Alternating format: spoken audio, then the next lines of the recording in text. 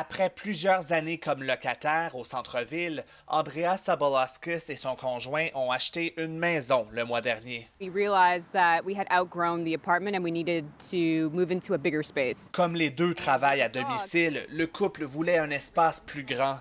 Avec un chien en plus, déménager dans un condo était hors de question.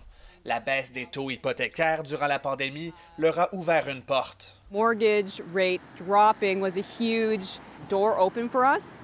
Malgré la crise sanitaire, le prix moyen dans la région torontoise a atteint un nouveau record en 2020, de 930 000 $, une hausse de plus de 13 % par rapport à 2019.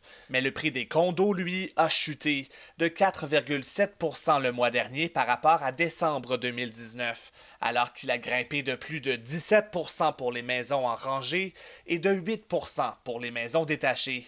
Sur les 5 dernières années, les prix des condos augmentaient et c'était des augmentations à deux chiffres, 12%, 14% par année. Et donc là, de voir un petit peu une baisse des prix dans les condos, c'est assez exceptionnel pour Toronto.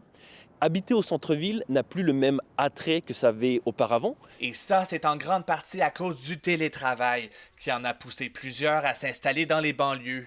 Mississauga, Oakville, Hamilton, les prix augmentent et on voit beaucoup de gens qui partent un peu de la ville et qui vont un petit peu vers ces banlieues et qui vont du coup renforcer ces marchés-là.